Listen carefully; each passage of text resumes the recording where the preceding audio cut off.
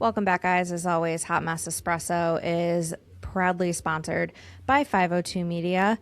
If you are watching this on YouTube, we are having some technical difficulties with my camera. So we are just going to be highlighting our wonderful guest today, Deanna Repose-Oaks, who is an author of 6 poetry books, which anybody that's been in a creative writing class in high school or middle school knows that is no easy feat. So please welcome Deanna. Hello. Hello, how are you today? I'm great. I'm great. Okay, so walk me through what made you really dive into poetry specifically over writing, like, let's say, an autobiography or something like that. Okay, I was a senior in high school, and we Mm-hmm. had a project for college applications. You have to write your college application essay. And one of the parts Mm-hmm. of the project, yeah, it was divvied up all over the place. And one of the parts was write what your parents think of you, and then take it home and read it to your parents and have them talk about um, what they really think of you, because it's not the same as what you write down. People write down, hey, That my sounds mom healthy. thinks yeah, that, everybody in the class, with the exception of me, brought their work in, and their parents contradicted everything they said. So if they said they were stupid, their parents are like, no, they're smart. My mom just let me have it and said, "Oh, you forgot to add this and you forgot to add that. You're a bitch to your Wow. sisters. You're lazy. You're doing this." And I'm like trying to process this, right? Not taking it into class because I'd rather fail than show this piece of paper. And they said I wouldn't be able to graduate, and I needed to graduate to leave. Like I couldn't stay there anymore. And Right. so I did that, and I had written my essay as a poem because I couldn't function enough to write it as an essay. It Mm-hmm. was just blurs. And my teacher was like, "You write poetry better than you write long form. Maybe you should just submit your application to colleges with this poem instead of trying to make this poem into an essay." I Right. never did do that because I went to, I left home and was living in my car for 6 months. Like Mm-hmm. I didn't have college like normal people have college. I started, I stopped. I had a baby. I was a single mom for a long time. And all this time, I'm writing poetry all the time. When I was in seventh grade, I found out that Robert Frost kind of hid his feelings in his poems. And my Oh. mom was reading my journals and telling me that everything I wrote down, like, hey, today at 9 a.m., this happened to me. And she said, it didn't happen to you. You're mistaken. And so she was gaslighting my journals. And so I started Yeah. writing poetry instead because I could hide what was happening within the lines and nobody would Right. know. And she had no idea how to read poetry, so that just helped me a lot.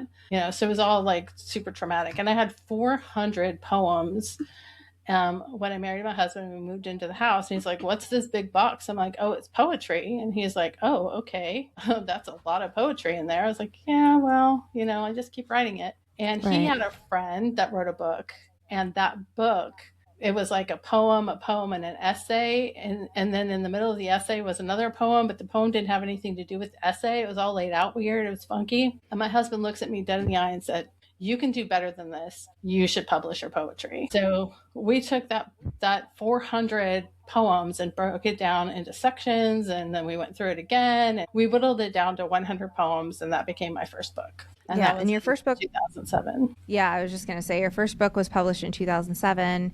And obviously it was 6 in total. You just had one release in September of 2025. Yes. What was the process of publishing that book in 2007? Like, what was your mentality around it?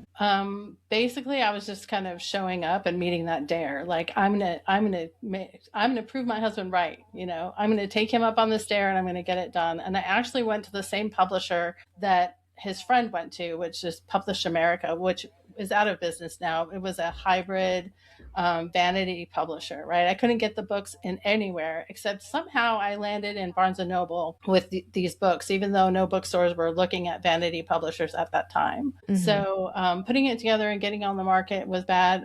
They weren't. I thought they would help me market the book, but they didn't. They charged me for any books I got, and it kind of went through this whole thing. I was very defeated by the end of it, and But this little bookstore in my hometown was a used bookstore. I went in there one day and I was crying and I was all upset. Nobody likes my book. Everybody hates it. She's like, well, leave it here and I'll read through it and I'll call you and find out about it. Well, I cried when I left too, because I thought, well, she's not going to do anything. Just like it sucks because, artist, right? Mm-hmm. So she called me back. She's like, this book of poetry is so well written. I want 10 copies in my store. I was like, Oh my gosh.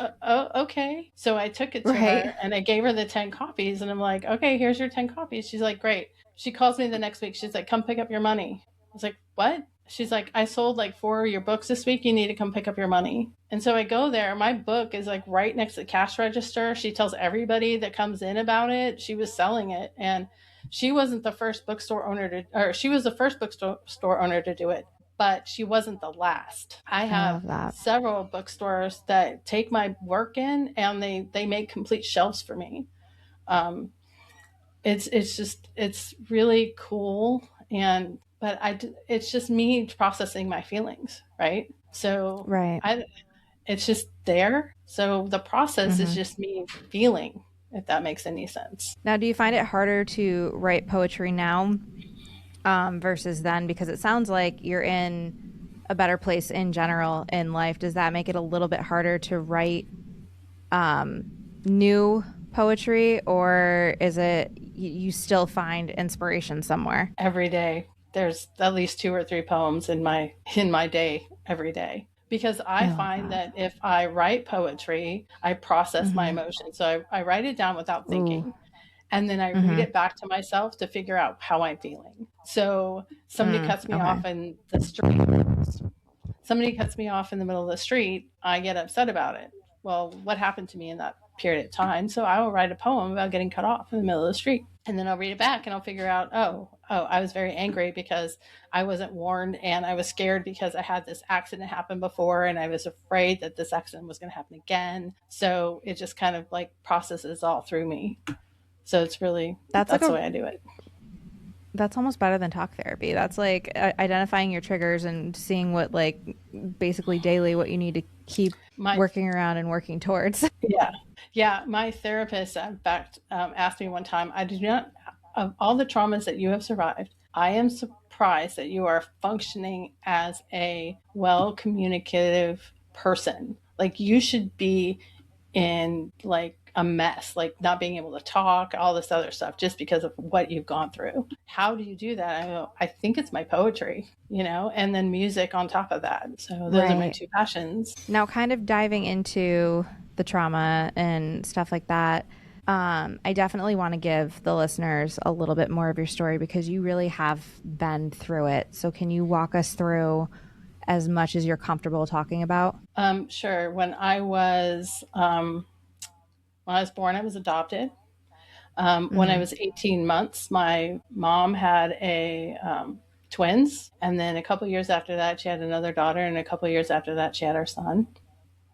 When I Mm. was when I was 4, I was told I was adopted because I was asking about my brother. Like, she was still pregnant with my brother at the time, and I said, "Hey, did I come from your tummy just like that?" And she's like, "Oh no, you didn't." She took me in the kitchen, told me this whole story about how my mom didn't want me, and I'm sitting here looking at my twin sisters who were so close and looking alike that if they kissed each other, you would think there was one kid kissing a mirror, and nobody Right. can tell them apart except for me. And I'm Mm. all of a sudden different. I'm Ugh. different than all of them. And I'm 4. And I don't, when you're 4, you know how to process that, right? Right. So, I mean, adoptees have a hard time processing it no matter how old they are. But I was Right. really young, so I was already separated.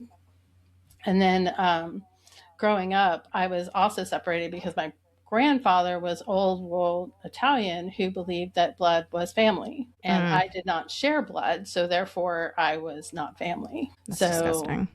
it's kind of the same thing all the way around. I had my dad's parents were really, really great. They took me under their wing. They like kind of built me up. They took me out of that environment a lot of the summers growing up until I was about 12. So I had some stability in with all the chaos. But when I was about 12, my sisters found drugs, and I was very high minded. Like I didn't have any kind of learning disabilities or anything. I was like really Right. love math. I was like at the time I think I was in algebra or geometry or something like seventh, eighth grade. Um, I was really, they all had learning disabilities, but none of them knew about it. They all got tested when they were Mm. older and found out like later they were very dyslexic and they have all these other math. They don't understand math. And, but we were kind of, so we were separated kind of because my intelligence was so much higher and I was being used as a yardstick for them by my mom. Oh. So it was like it separated me for. So now only am I not just I'm different, but I'm this goalpost for them that they can never reach.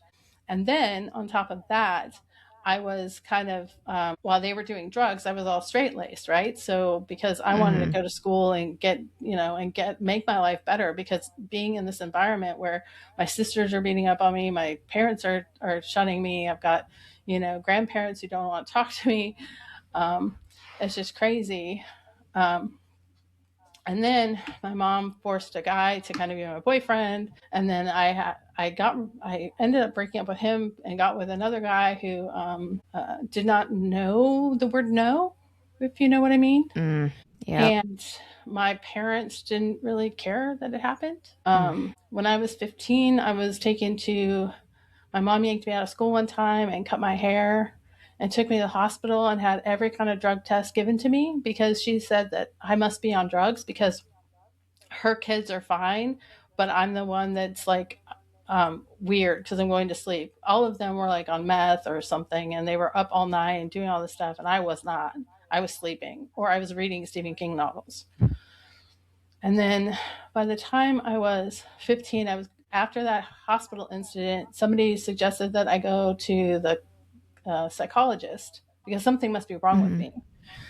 Mm. So I ended up at a psychiatrist, and the psychiatrist was trying to get my parents to come in to kind of like either validate or invalidate what I was telling them, and they would not help me with my care at all.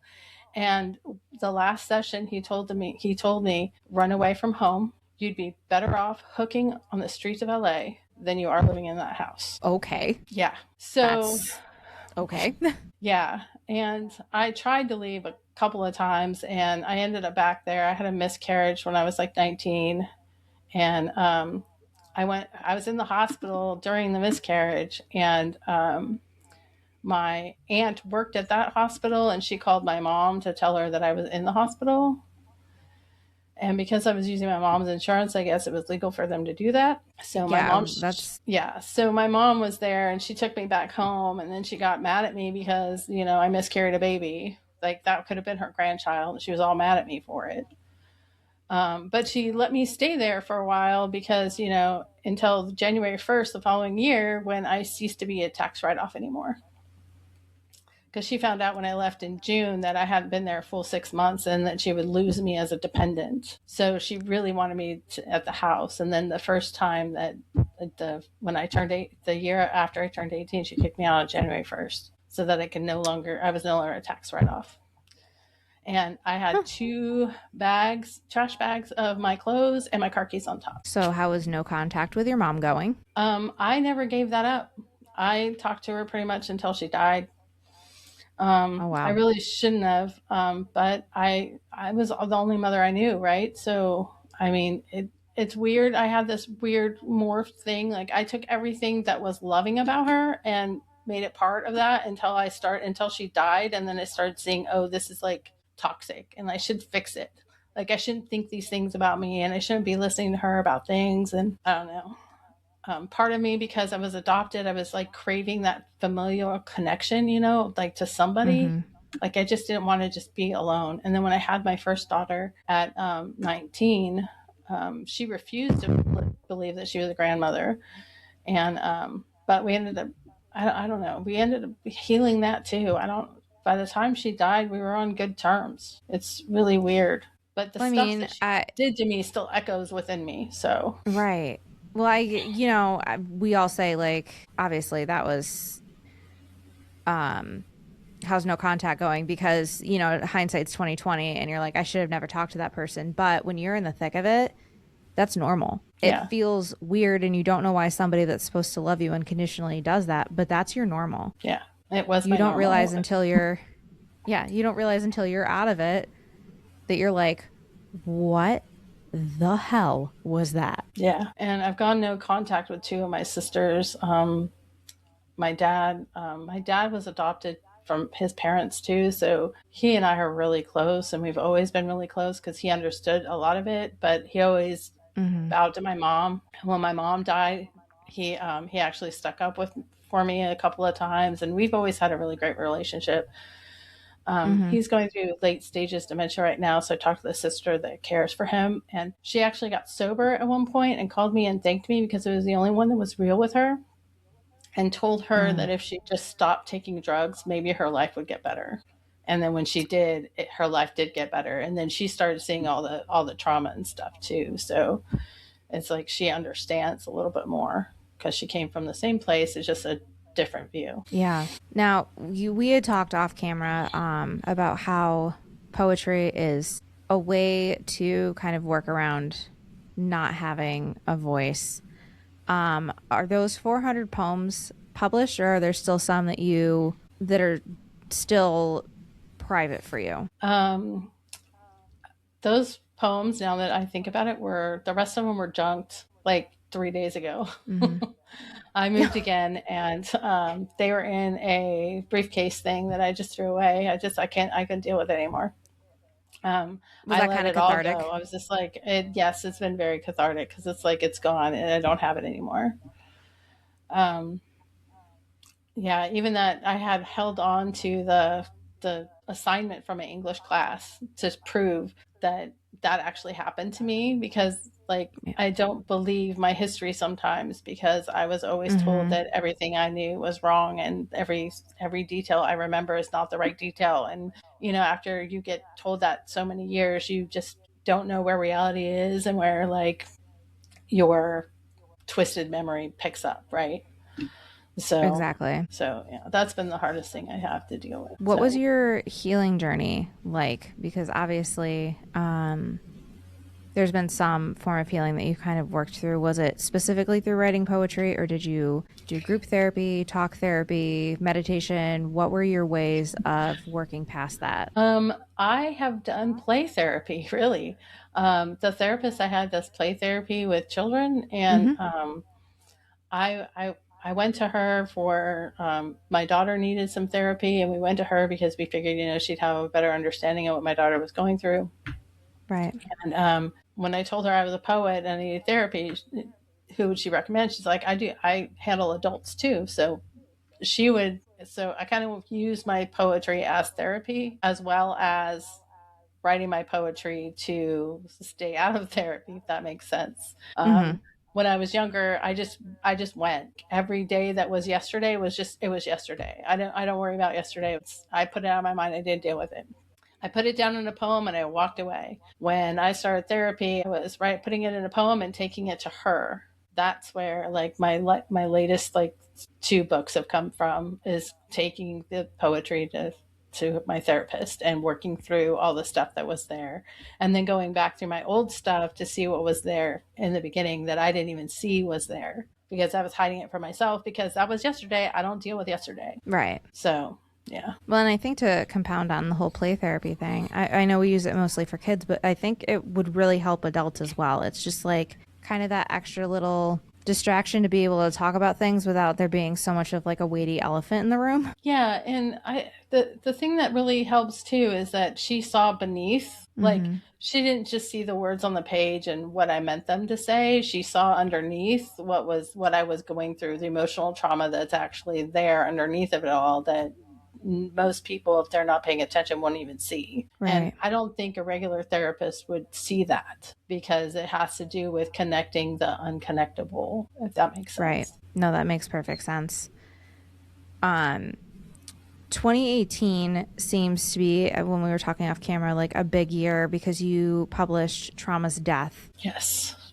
Can you tell me why that one was the one that you really pointed out to me, especially with 6 books in total? So that was 30 poems in 30 days. Mm-hmm. And it started as an argument. I was arguing, vicious argument with my husband. Like, I can't Mm-hmm. even begin to tell you how bad it was.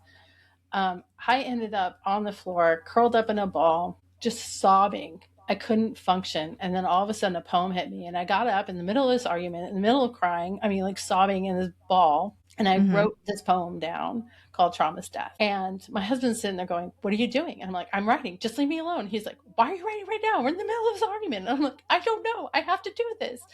And I was one of the first ones I took to my therapist and said, "What do I do with this?" And she goes, "Keep writing and we'll talk about it every time." So when I was done with that 30 days, she's like, "Now you need to publish this. This needs to be published because this book will help other people. Because in this book, you talk about depression and anxiety and trauma and all these things that you really need to work through, but other people are doing that too. And you really need to let other people have this work." And Yeah. I was like, "Okay." So I did that book all by myself, everything about that book. It's only like 35 pages or something. It's really small, but it kind of sparked this whole thing. Like, my story has value and it can help somebody else live their story or work through their story or help them see that somebody else survived a story, that they too can survive their stuff, right? So that's what I and since then it's just been like almost a book a year since then. It kind of opened the floodgates. Yeah. Now you're a mom yourself, Mm-hmm. and we've gone over kind of how it was growing up with your mother. Was it like a little more re-triggering raising your daughter and kind of seeing I'm trying to think of like how to word this question sensitively. How was the like reparenting end of it when you're kind of sitting with yourself and realizing, you know, your daughter like you gosh, I don't It's okay. I kind I of just think I know marked what you're that. talking about. I think I know what you're talking about with that. Like, how do I measure myself a good mother against this bad mother that I had? Right. Yes. And I made it a point that, first of all, she's the first piece of blood that I ever had that related to me. Mhm. I was not going to hurt that ever. I know I did because mothers always do, but I did my best not Right. to. And we've gone to therapy together to mend those fences.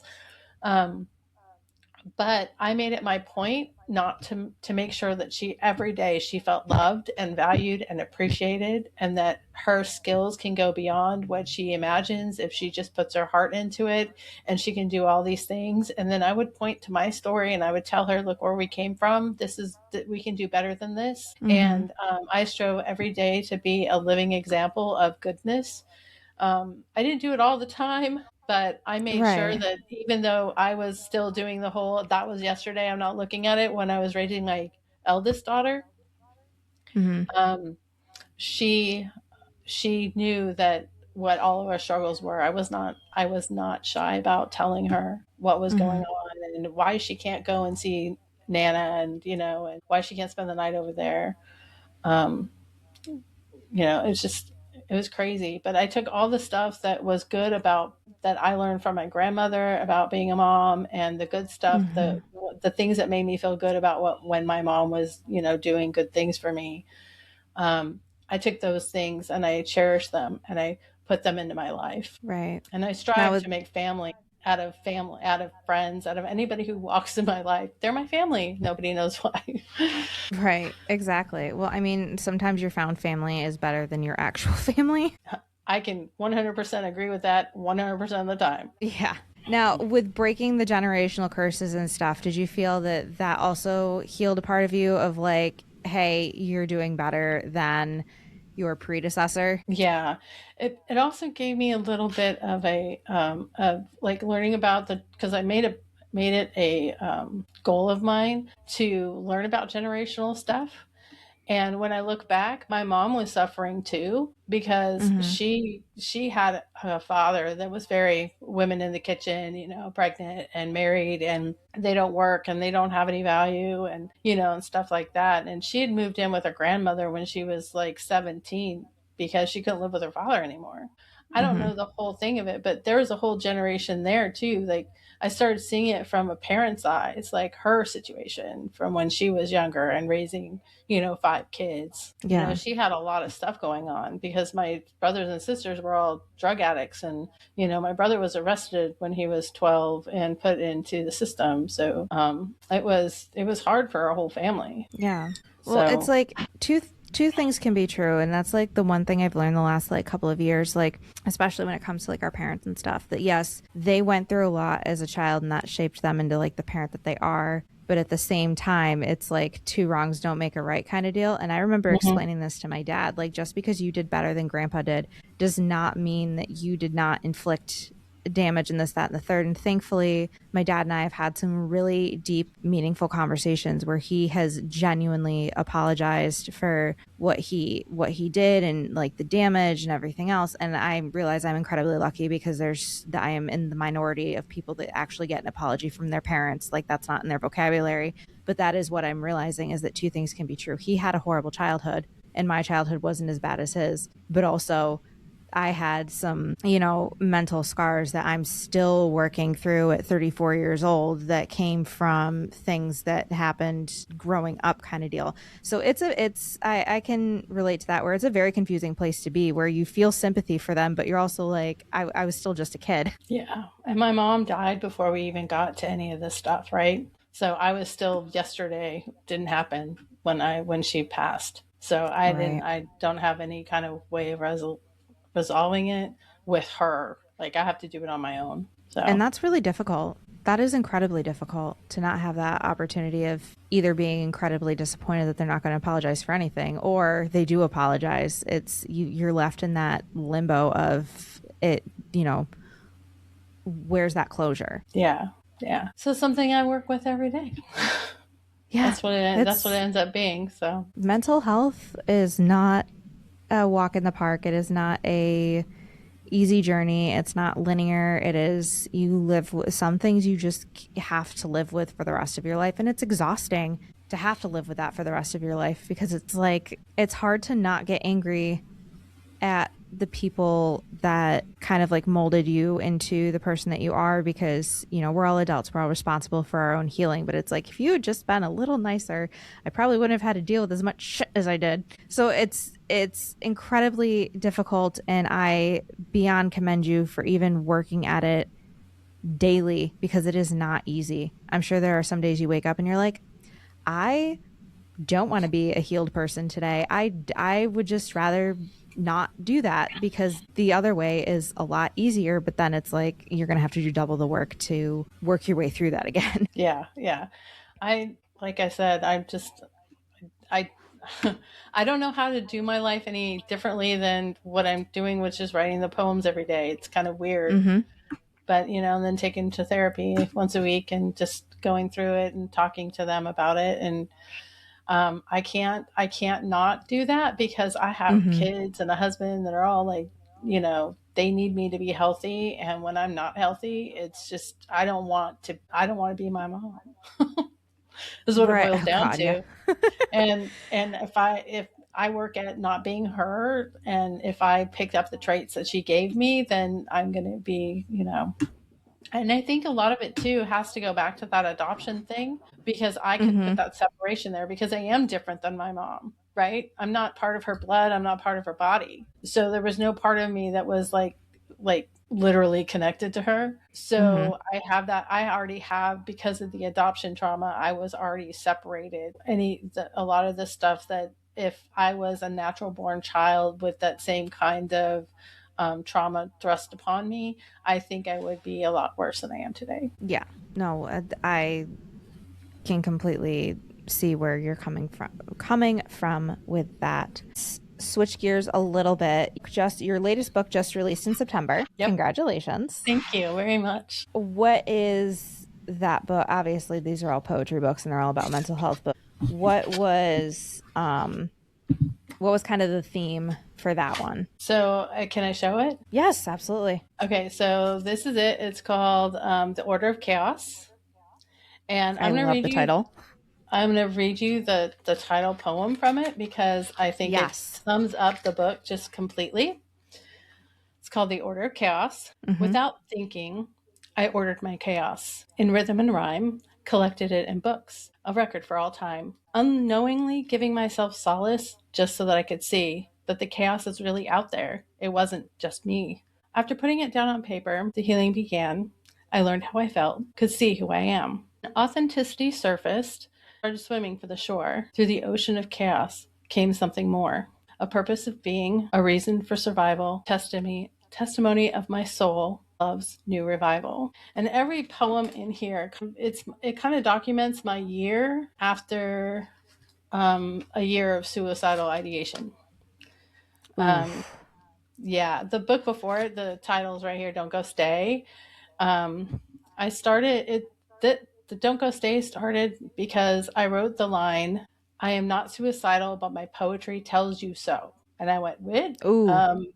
What am I do? What's wrong? I like called my therapist with an emergency. Like, I need to talk to you right now. I don't know what's going on with me. And she's Mm-hmm. like, breathe, breathe, breathe. It's fine. Keep writing. Bring that poem to me, and we'll talk about it. And I Mm-hmm. had in my mind, I'm going through menopause right now, and when I had postpartum depression with both of my kids to the point of almost suicide, and Mm-hmm. I had gotten to the point in 2024 where I was getting there again because of menopause. Just my hormones were just going crazy. I suffer from depression, so it's a big thing. Yeah. And so this kind of like documents the chaos that comes after coming out of suicidal ideation. Like, how do I relate to the Yes. world now? How do I become a better person? How do I not feel like I'm giving up today? And Yeah. so No. And no, go ahead.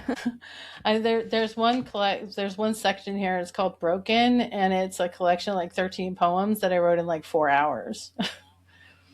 um, Yeah. because I couldn't translate something that happened to me really like through my whole mind and body into chaos, and I couldn't figure out how to do it. So my friend was like, yeah, this is how you deal with it. You write 13 poems. Now go.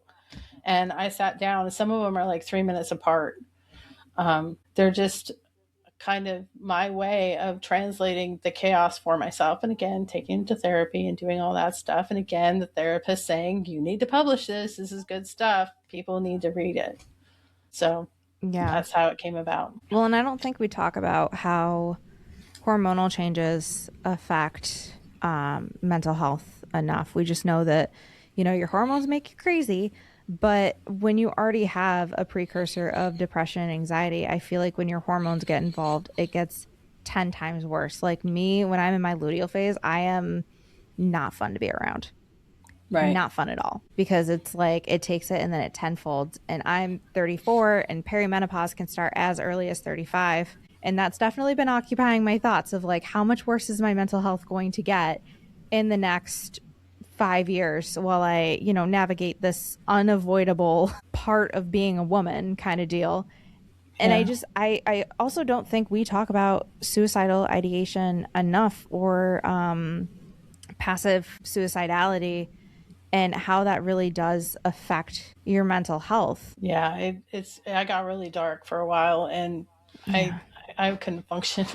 Luckily for me, though, I had my poetry, and I had a great therapist who was listening to what I was saying on all the levels, not just the superficial, this is beautiful level, right? Right. So she was able to help me get through it. And now I have a book that actually talks about it and kind of gives everybody hope. Like, every poem ends very hopeful and uplifting. I did that on purpose to lift Mm-hmm. myself out of it, which was not an easy task when you're sitting there going, well, No. I could end my life today and nobody would care, but I didn't. So go me is hard to add to the end of that. But I Right. was able to do that by the end. Yeah. It's, And this goes without saying, but I'm going to say it anyway. I am incredibly glad that you're still here, no, thank you. because we wouldn't be I'm, having this conversation, and everyone matters. And this is just a shameless plug of, if you are in crisis, especially because we're talking about suicide in ideation and all of that. If you are in crisis, please, please, please dial 988 and talk to somebody. It's on the back of my book. I love that. It's also in the middle and at the not in the middle, in the beginning and the end as well. Because when my therapist said people are going to want to call you, I went, no, don't call me. Call 988 because Exactly. that's who can help you. I can help you. I'm there myself. I've been lucky. I haven't had to call it, but I do donate to it to. I do donate with Eversale for Don't Go Stay, royalty or in person, because I think it's a good resource. And had I not had my therapist, I would probably would have been calling that number religiously. Absolutely. Through that year. I know it helps a lot of people. So yeah, it really does. And the fact that you're able to text too, so you don't have to be on the phone, is such an incredible tool. Online chats too. Yes, So, exactly. It's amazing. They're amazing, and I can't even say enough because I'm worried they're going to defund it all with all the defunding they're doing. So yeah, that's kind of the issue. Is I do my best to not get any sort of political on here, but there is that fear of, we talk about how we have such a mental health crisis in the US, but then programs like this and the Trevor Project are at risk for funding cuts and things like that, or have already had funding cuts. And it's like, we're already hanging on by a thread. These programs cannot lose any more money to keep it going. Yeah. Yes, I do. Yes. Yeah. I unfortunately, fortunately, I am one of the many that has a semicolon tattoo. And that wave of empathy I get every time I see someone with a semicolon tattoo is like, yeah, you've been there. I hate that you've been there. I have mine tattooed on my pinky because pinky promises are like religious, between me and my sister. And that's my pinky promise to myself that, never again, I say that now, but I try. Well, thank you for being here. Yeah, I don't have a tattoo. I have a shirt and I have a book. But I feel like that's enough of a contribution for sure.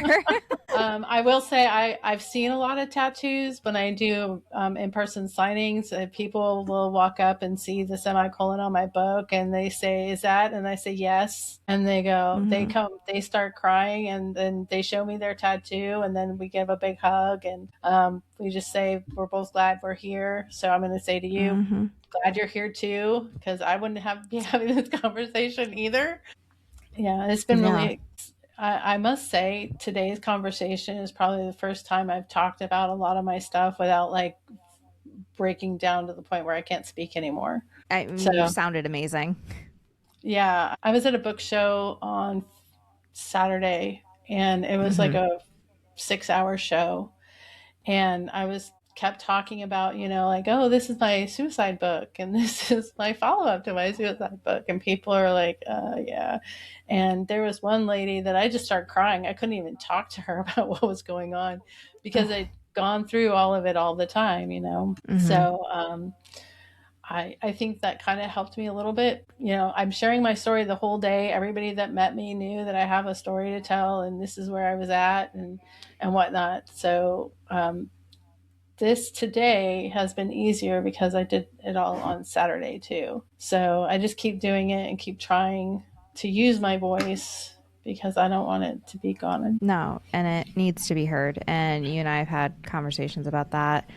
There's going to be somebody that's listening it's going to hit hard with. And that's why I do what I do with this podcast. And that's why I hear the stories that I do. And that's why I ask the deeper questions, because, we can't be surface level about mental health anymore. We have to show the really crappy parts about it if we're going to do anything about it. Yeah, definitely. Yeah. Now, all of your books, can we go through each of the 6, what they're called, and where we can find them? I know we can find them on bookshop.org and Amazon, but what are each of your books called? Okay, I'm going to start at the beginning. I have them all Beautiful. Right here. Perfect. The first one is called Lifespan. This is the 400 whittled down to 100. It's got, I tried to put love poems in here because this was before I knew even how to do a poetry book or have a theme or anything. So it's Mm-hmm. kind of wonky. It starts off with like new love, and then it goes to old love, and then it goes to friendship, and then it goes to family stuff. And the family stuff is all like mental health, like for families that Oh really yeah. suck.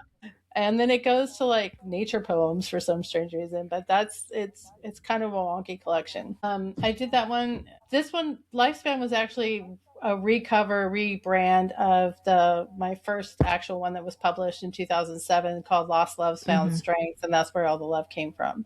This one is more poignant and more focused on how you can love something and still like hate it at the same time.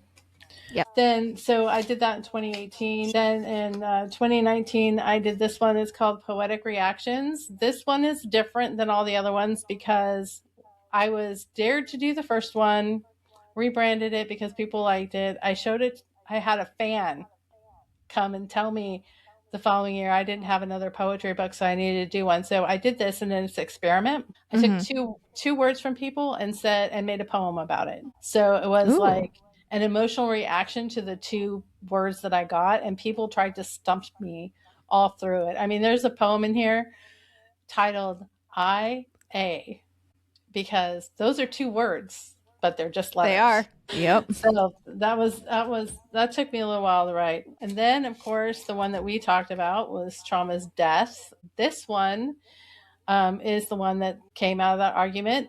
This is the one that has a poem about my voice in it, and it kind of details a lot of my deeper traumas that I didn't know I was dealing with, that helped me unlock all of my wonderful traumas.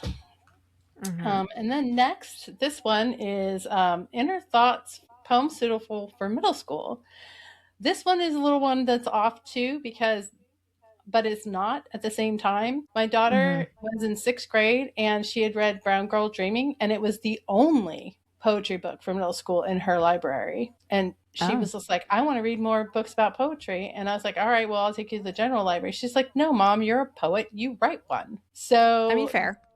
yeah. So this book was written for her. I talked to her about her emotions that she was dealing with middle school. I was, about different things that were happening in her life, and I documented them in the poems. I wrote 100. She only approved 65, so there's only 65 poems in this book. It was reviewed by an English teacher at the fifth grade level, at the middle school level, and the college level to make sure that the content was grade level appropriate. And Beautiful. it also does deal with like anxiety and not knowing what your beliefs are and the things that middle schoolers go through. And it was approved by a Mm-hmm. middle schooler when it was written. Um, and then, of course, is my Don't Go Stay. This is 2024. This one is my ideation survival poetry book. Um, Mm-hmm. and this one went through my therapist, both in session and afterwards as a collection. My therapist reviewed it. And then, of course, is my The Order of Chaos, which is my latest. And it just kind of me translating everyday emotions now, and making sure that my twisted view of life is brought to some sort of actual stable reality and not some traumatized view of it. So Right. those are my books. I love it. I'm actually going to probably pick up a couple because I am in a huge reading slump, and also I think I just need some inspo. Oh, Deanna, thank you so much for coming on and opening up and sharing your story. Like I said, guys, you can find all of these books on Amazon or bookshop.org. And I'm sure if you talk to your local indie bookstore, they can probably get those in as well, possibly. If you don't yes, want to they go for can. the bigger name, if you want to just support local, talk to your local bookstore about getting these in. Deanna, again, thank you so much for Oh, you're coming on. welcome. Thank you for having me. I'm so glad that we were finally able to connect. I know, me too. We will catch you guys next week on Hot Mess Espresso. And as always, stay hot, stay messy.